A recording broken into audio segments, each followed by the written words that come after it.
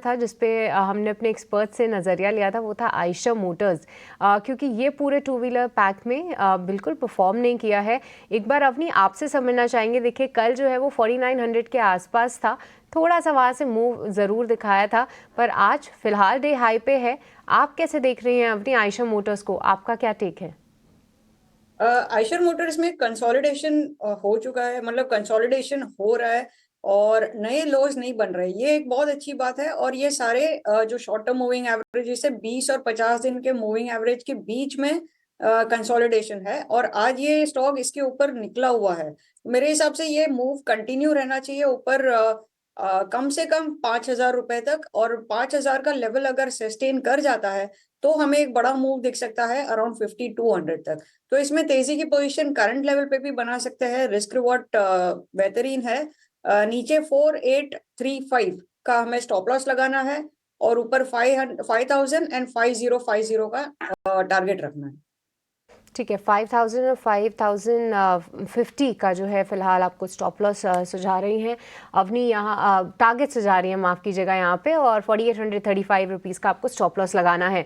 कराता हूँ, आज मेरे को मारुति के अंदर जो शुरुआती डाटा दिखा वो काफ़ी स्ट्रॉन्ग था, अभी भी करीब 2% की बढ़त के साथ ये लॉन्ग पोजीशंस के अंदर आके खड़ा हुआ है। एक बार आपके रिकमेंडेशन मारुति पे किरण सर। सो ओवरऑल अगर हम ऑटोज की बात करें, या तो जिस तरह से ओवरऑल ये पूरा सेक्टर चल रहा है, कहीं ना कहीं ऑटोज के अंदर बिकॉज ऑफ आरबीआई का टेलविंड्स है कि जिस तरह से फेड ने रेट कट किया, यहाँ पे भी रेट कट आ सकता है, तो वो पॉजिटिव टेलविंड्स के साथ मारुति अभी अगर आप देखोगे तो एक कंसोलिडेशन पैटर्न ब्रेकआउट दिया है। पिछले 5 दिन से 12,500 के आसपास ट्रेड कर रहा था, वो 13,000 हो चुका है। तो करंट मार्केट प्राइस से लॉन्ग करना या कोई भी टिप आए तो डेफिनेटली हमें लॉन्ग करना चाहिए। 12,500 का एक स्ट्रिक्ट स्टॉप लॉस रखिए। अगर 12,500 का लेवल ब्रेक नहीं होता है तो ऊपर में 14,000 तक का चांसेस है कि मारुति टच कर सकता है। तो डेफिनेटली मेरे हिसाब से मारुति करंट मार्केट प्राइस से लॉन्ग करना चाहिए। आप करंट मार्केट प्राइस से लॉन्ग करने की बात बोल रहे हैं इसमें, ठीक है, बड़ी हैरानी की बात है। ठीक है, फिर भी मैं आपकी बात सर, एक बार ज़रा स्टॉप लॉस टारगेट वापस बताओ, तब मैं स्टैम्प करवा पाऊंगा, ऐसे मैं नहीं लूँगा trade. So current market price 13,000 के आसपास चल रहा है। अगर हम लॉन्ग करते हैं तो 12,500 का हमें स्टॉप लॉस रखना है। 12,500 इसलिए क्योंकि उसका कंसोलिडेशन पैटर्न जो था उसका ब्रेकआउट लेवल है, तो 12,500 का हमें स्टॉप लॉस रखना है। अगर 12,500 टच नहीं होता है और करंट मार्केट प्राइस पे हम लॉन्ग करने के लिए इसलिए बोल रहे हैं कि 13,000 का इसका ब्रेकआउट लेवल है। लास्ट टाइम जब 13,000 के ऊपर गया था स्टॉक, ऊपर में 13,600 तक गया था। तो इस बार अगर 13,000 के ऊपर टिक जाता है तो उसका लास्ट रेजिस्टेंस जो है 13,600, वो हमारा पहला टारगेट रहेगा। या तो वहां पे थोड़ा बहुत आप ट्रेल स्टॉप लॉस कर लेना, और 13,600 के ऊपर 14,000 तक भी ये प्राइस जा सकता है। तो आरबीआई की पॉलिसी तक डेफिनेटली ये 14,000 तक जा सकता है। क्यों जानना चाहेंगे अवनी जी, वो है टाटा मोटर्स का। टाटा मोटर्स लोगों को फंडामेंटली भी काफी पसंद आ रहा है। आप बताइए, भाव के लिहाज से ट्रेड के संकेत दे रहा है शेयर ये?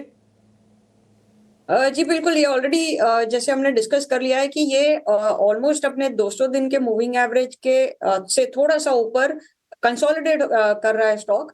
तो यहाँ पे एक ट्रेड बना सकते हैं क्योंकि गिरावट रुक चुकी है, तो रिस्क रिवॉर्ड के हिसाब से अच्छा ट्रेड बनता है।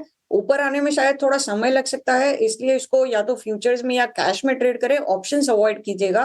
नीचे की तरफ आपको इसमें स्टॉप लॉस लगाना है 940 का, और ऊपर की तरफ एक बार ये 1000 का लेवल क्रॉस करता है तो एक अच्छे मोमेंटम के साथ में ऊपर 1050 तक भी चल सकता है। 1050 तक जा सकता है।